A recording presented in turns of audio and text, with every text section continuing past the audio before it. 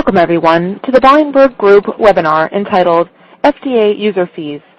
What have they done for you lately? All participants' lines will be on a listen-only mode throughout the call.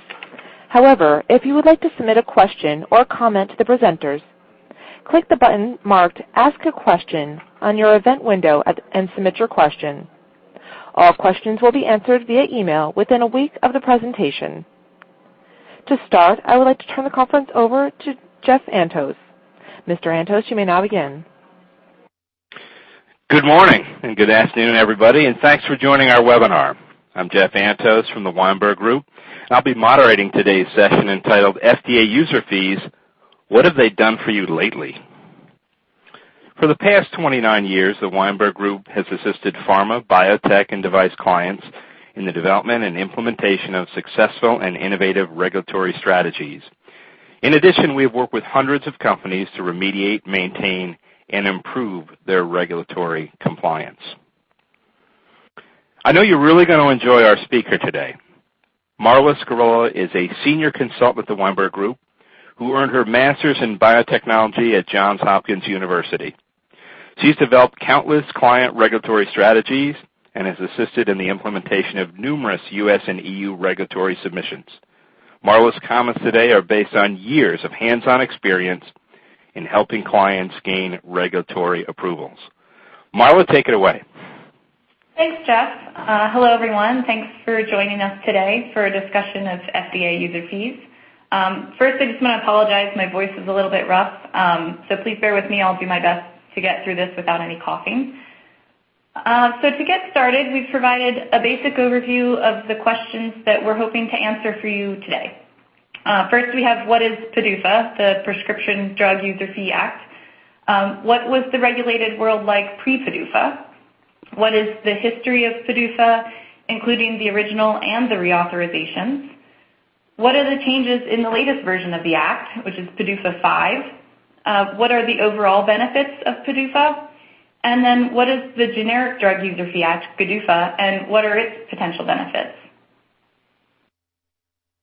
So let's start off by defining PDUFA, the Prescription Drug User Fee Act. This act provides the FDA with the authority to collect fees from pharmaceutical and biotechnology companies for review of certain human drug and biological products. The types of fees that FDA has the authority to collect include application review fees, which need to be paid when certain NDAs and BLAs are submitted.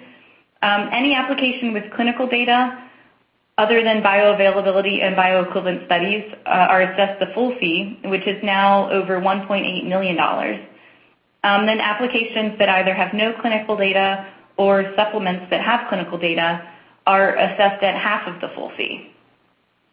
FDA also collects establishment fees, which are submitted annually for each manufacturing facility that's listed in an NDA or a BLA. If a facility happens to be listed in more than one application, the fee is actually split then between all of the applicants. And this fee doesn't need to be paid at all if the establishment doesn't manufacture the drug product listed in the application in that fiscal year. Currently, the establishment fee is about $500,000. And then lastly, FDA collects product fees, which are also submitted annually, and these are paid for each prescription drug product, including a separate fee for each approved strength of a product. And this fee is about $100,000. And the reason behind collecting these fees from sponsors is basically to provide the FDA with the funds that they need to enable the introduction of safe and effective products onto the market. You only need to take a look back at the state of affairs prior to PDUFA to really understand how truly needed this act was.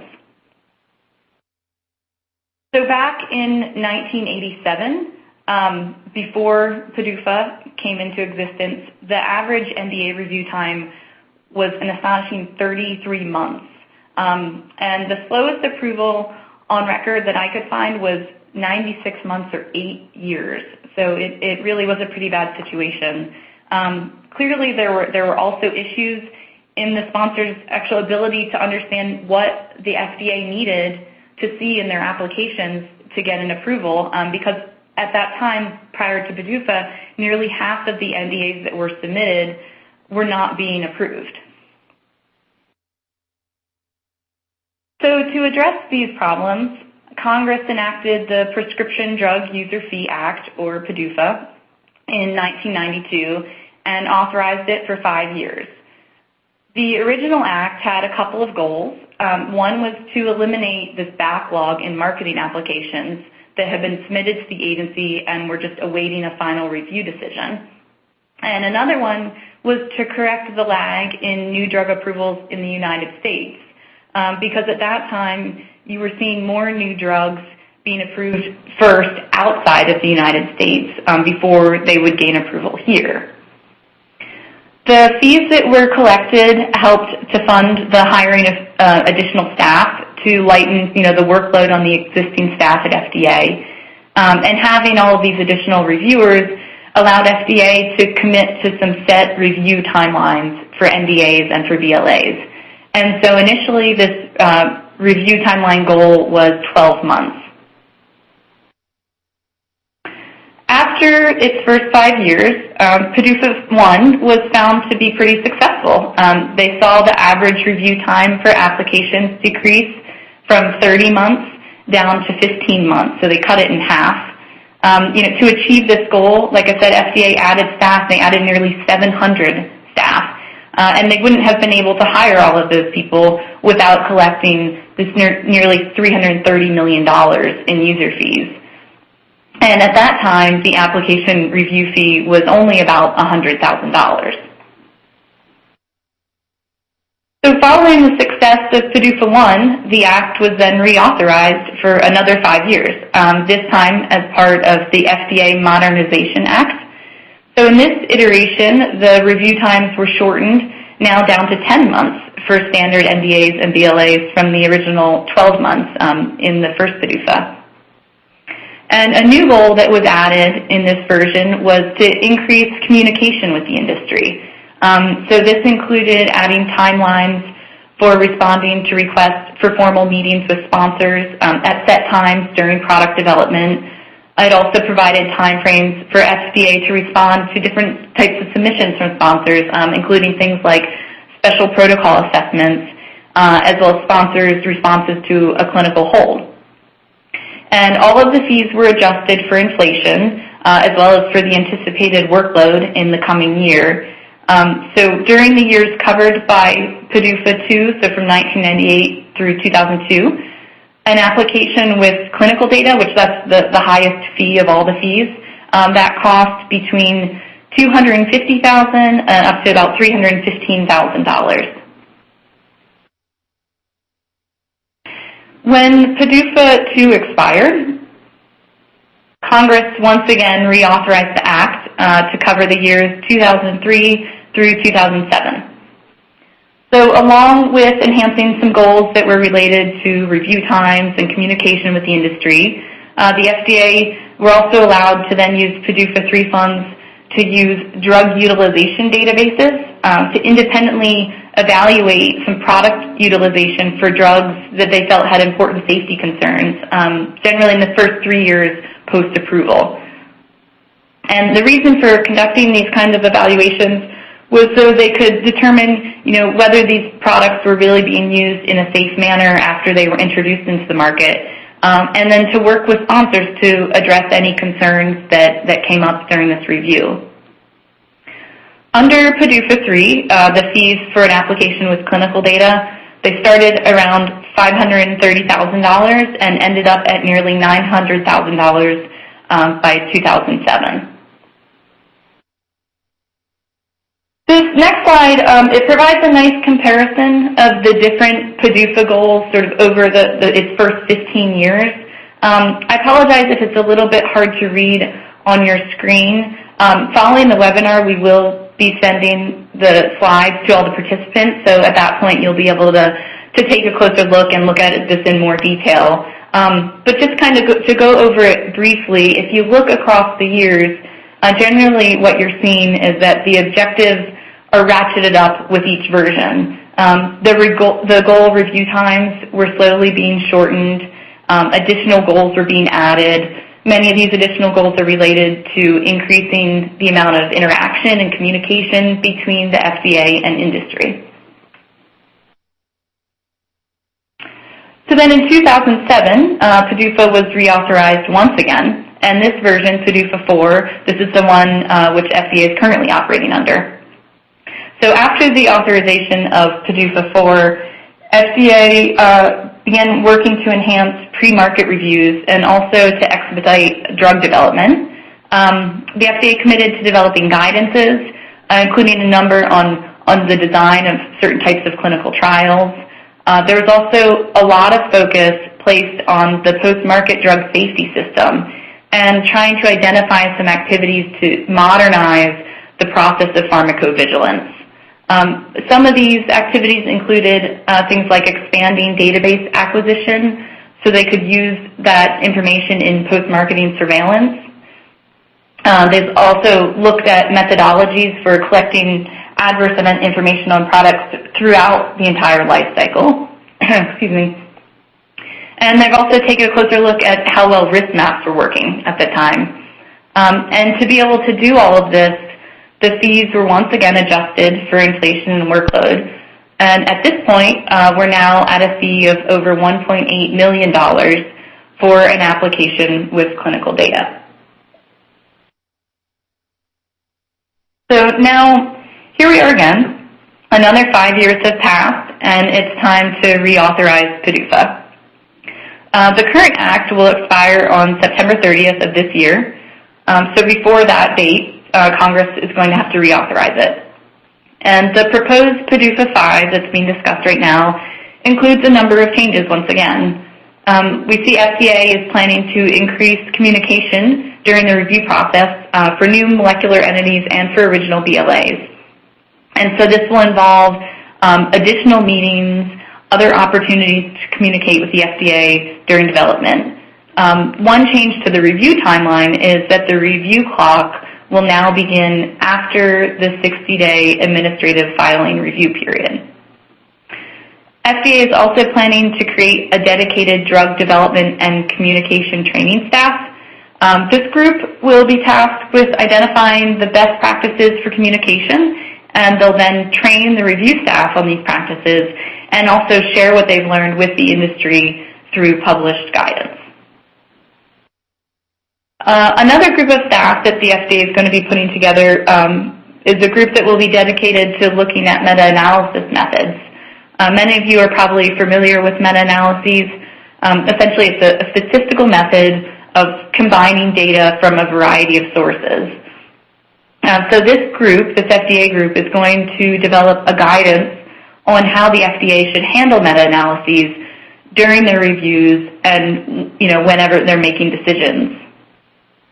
Another proposed change in PDUFA 5 is to increase the clinical, clin-pharm, and statistical capabilities of the staff so that they can better handle submissions that use biomarkers or pharmacogenomic markers.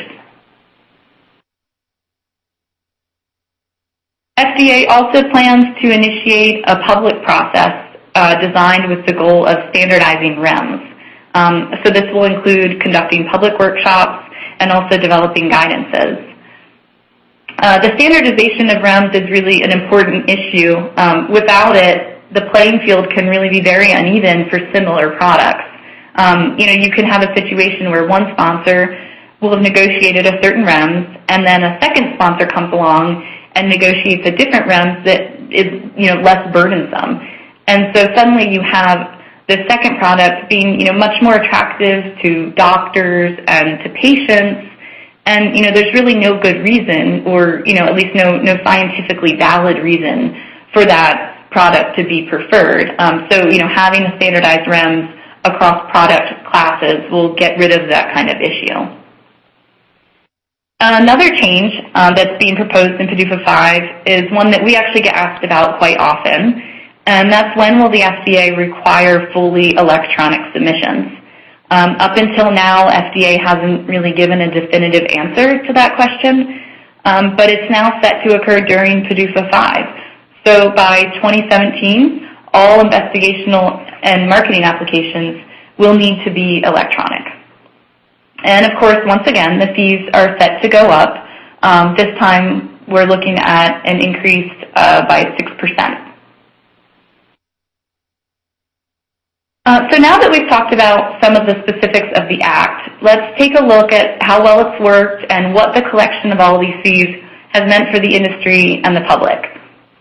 We've seen the impact of PDUFA in a few different areas. Of course, the most obvious that most people are familiar with is the reduced review times. I mean, that's been a really big impact. We've also seen the U.S. become more of a leader in the world drug market than they were before PDUFA. And there's been a lot more communication between FDA and the industry, and the FDA's approach to the approval process has seen improvements as well. So on the next few slides, we're just going to take a closer look at the effect that PDUFA's had in these different areas. So as I said, review times have been substantially reduced. The public is benefiting from this faster access to new medicines.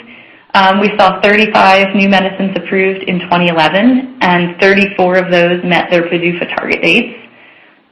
We now have a target review period of 10 months for standard drugs and 6 months for priority drugs.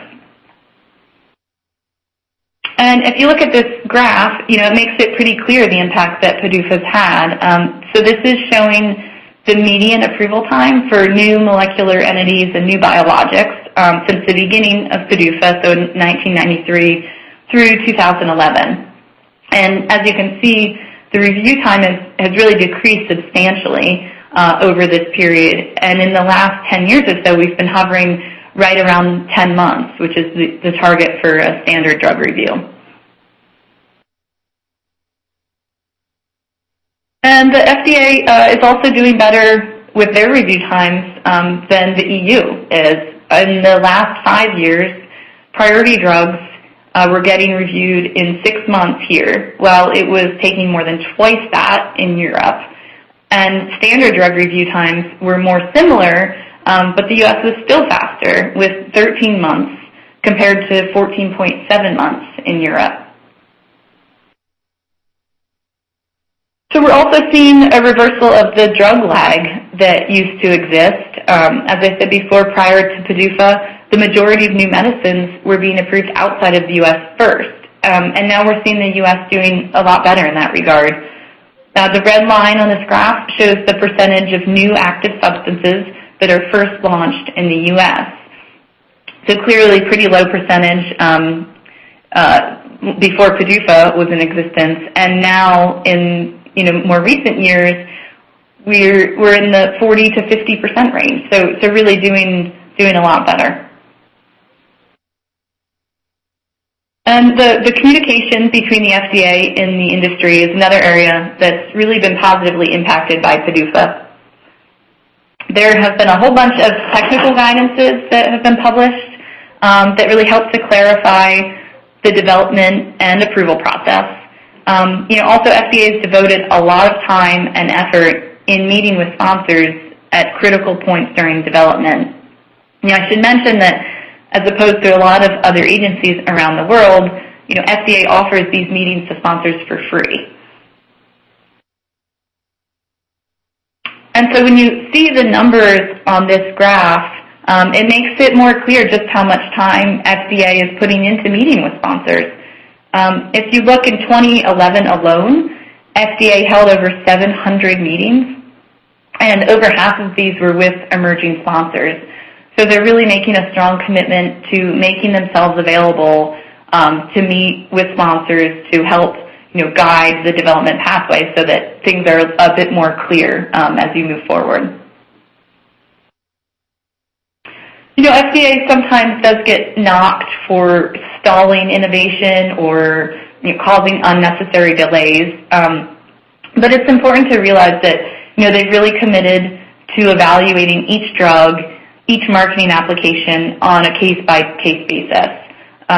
FDA will weigh the benefit of a certain drug, whether there are other treatments available for the condition, how serious the indication is. They'll consider all of this when reviewing a product, and they'll allow approval of truly critical drugs that might have serious safety concerns.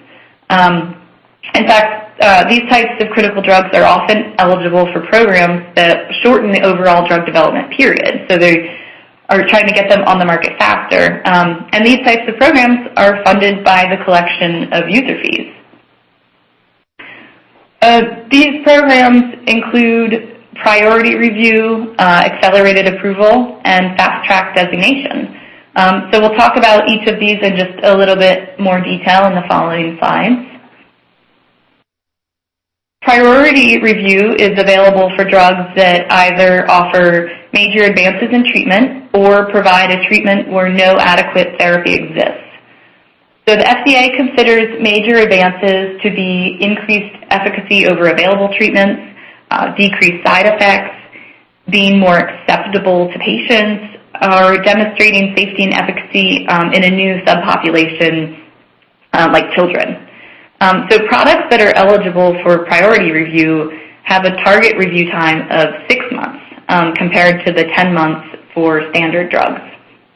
And this is something that a sponsor requests for their product. Another program that's available to some sponsors is accelerated approval. And this program is for drugs that both treat serious diseases and fill an unmet medical need. The benefit of accelerated approval is that your efficacy endpoint can be a surrogate for what you're really trying to measure. So the simplest example for this is cancer treatments. In this case, the true outcome of interest is survival. But with accelerated approval, the efficacy endpoint can instead be tumor shrinkage, which is an effect that can be seen a lot more quickly than you would have to observe your patients to actually see a difference in survival. And it's also an endpoint that's known to be correlated with clinical outcome. So for these products, there are phase 4 post-market commitments that need to be made to confirm that the results that they observed using the surrogate endpoint really do correlate with your true endpoint of interest. There's a lot of overlap in these 3 programs, the priority review, accelerated approval, and fast track designation, and that becomes pretty obvious on this slide, talking about fast track designation. Products that are granted fast track designation are also eligible for accelerated approval and often for priority review as well. So fast track designation is designed to speed the development and review process of drugs that treat serious diseases and fill an unmet medical need. This designation can be requested by the sponsor at any point during development, and it provides the opportunity for early and frequent communication throughout the development process. It also allows marketing applications to be submitted on a rolling basis. So, if your CMC section is finalized long before your clinical section is finished, you can submit it to the FDA as soon as it's done and let them begin reviewing it rather than holding up your whole filing for the completion of your clinical section. The likely eligibility for priority review, as I said before, means that you could then have a target review time of 6 months instead of the standard 10 months. So providing all of these programs to speed drug development, committing to reasonable review times, all of these things, they've really added to the strain on FDA. There have been some more recent developments that have contributed to this strain, like the strengthening of the drug safety that was mandated in the FDA Amendments Act of 2007. We covered some of the initiatives geared towards drug safety when we talked about PDUFA 4 and also when we talked about some of the changes proposed for PDUFA 5. Also, there's really been quite an increase in the number of foreign sites that need to be inspected. FDA staff is stretched pretty thin, really trying to honor all of their commitments, and the collection of fees allows the hiring of staff to help accomplish all of these goals. So although we've spent the last 30 minutes or so talking about how important your user fees are to the FDA, it's not always necessary to pay them. And there are a few reasons why you may be eligible for a waiver or a reduction in your fees. These reasons include if a waiver or reduction is necessary to protect the public health, if paying the fee would present a significant barrier to innovation, if the fees will exceed the anticipated costs the FDA will incur to review the application, or if you're a small business submitting your first human drug application. If you do plan to request a waiver for an application fee, you need to submit that request in writing prior to filing the NDA. So even if you are eligible but don't submit the waiver request in time to have the response from FDA before you file your application, you'll actually have to pay the user fee at the time of submission and then request the refund. So be advised that getting a response to a fee waiver can take several months, so that's something that you really need to plan for. So in addition to the reauthorization of PDUFA, the FDA is also recommending some additional user fee programs. One of these is the Generic Drug User Fee Act. Currently, getting a generic drug approved can really be quite a headache. It looks a lot like the pre-PDUFA world did for NDAs. There is no review timeline at all. And with the number of ANDAs, abbreviated new drug applications, being submitted, this has turned into an average of 31 months for review. And right now, there are literally hundreds of approvable ANDAs that cannot enter the market just because they're waiting for FDA inspections. And to put kind of this overall burden on the generic drugs division into context, there are 10 times more ANDAs and drug master files submitted than there are NDAs. So as you can see in this graph, we're now in a situation where there is a huge backlog. I mean, we're talking thousands of pending ANDAs that are awaiting decisions. So clearly it's not a good situation. And the FDA is hoping to alleviate some of this strain by beginning to collect generic drug user fees. They're taking the lesson they learned from PDUFA and now applying it in the generic drugs division. So they plan to collect a fee for ANDAs and prior approval supplements. There will be a one-time backlog fee for all of the pending ANDAs. And they also plan to collect a drug master file fee as well as a generic drug facility fee and an API facility fee. Initially, they're planning to collect $299 million per year, and that will be later adjusted for inflation. $50 million of this is set to come from the backlog fees for all of the pending ANDAs.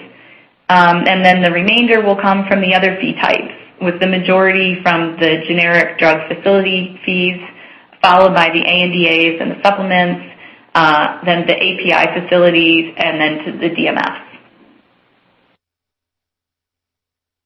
And there are a number of potential benefits to implementing PDUFA. I mean, we saw a lot of this with the implementation of PDUFA. We've learned from that. The impact on review times will be substantial. Not only will the reviews now be faster, there will also be greater predictability, which is, incredibly important to any business, to any sponsor.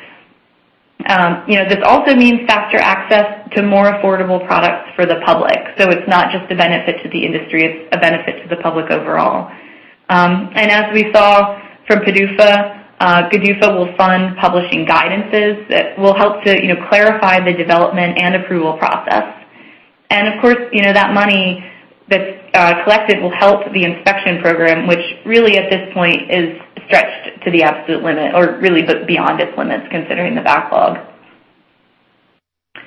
And I'll just briefly mention another fee program that's in the biologics world.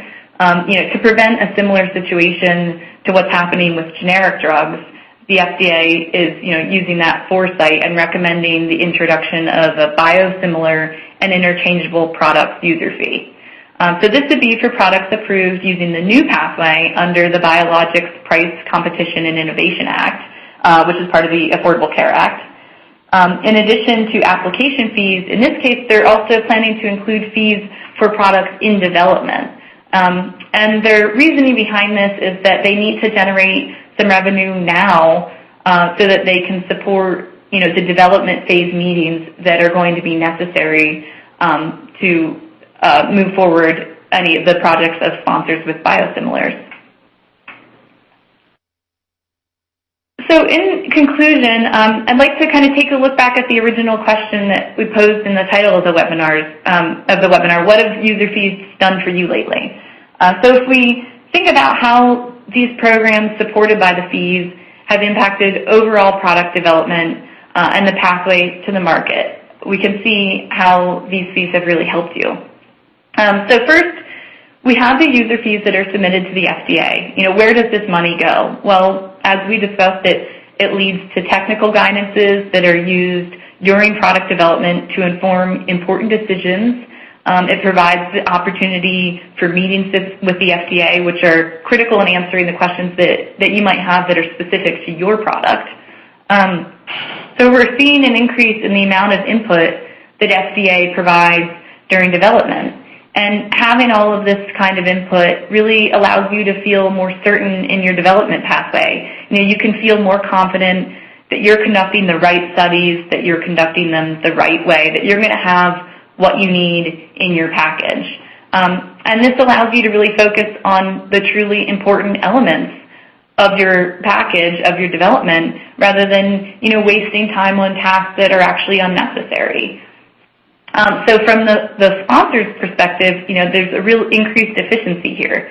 And this ultimately will decrease your overall time to submission. You're not wasting time, doing things you don't need to do. And then once your package is submitted, now with these set goals in place, the amount of time that the FDA takes to review your application is far shorter than it used to be. You're looking at a standard 10 months rather than, the 30-some months that it used to take. So in the end, all of these factors result in shortening your time to getting your product on the market. Of course, that means, shortening the time it takes to selling your product and making money, which is really the bottom line. So when you look at it this way, it really becomes clear that the money submitted in user fees is truly money well spent. And I'll turn it back over to Jeff. Marla, thanks. That was really great, very comprehensive. I've got a few questions here for you. Okay. The first one is, are there different rules for ex-U.S. companies submitting their first NDA? Can a company based outside the U.S. with products none of which are on the U.S. market get a waiver of a PDUFA fee? Unfortunately, well, a waiver is available to any company, but as far as being inside or outside of the U.S., the FDA doesn't care. All of the sponsors, regardless of their geographic location, are considered the same. So as I talked about before, there are a number of reasons that a sponsor might be eligible for a waiver. Since you've mentioned that you're submitting your first application, you may be able to get the fee waived, but that's only the case if you qualify as a small business. So you'll have to look at the FDA's rules for what qualifies as a small business and see if you satisfy those requirements. So if you think that you do satisfy the waiver requirements, then you should submit a waiver request to the FDA and see what happens. Okay. All right. Good. Thanks. Here's another question. My company is going to submit a 505(b)(2) NDA, which will have 2 small clinical trials as proof of efficacy and additional support of safety for the innovator drug. Will there be?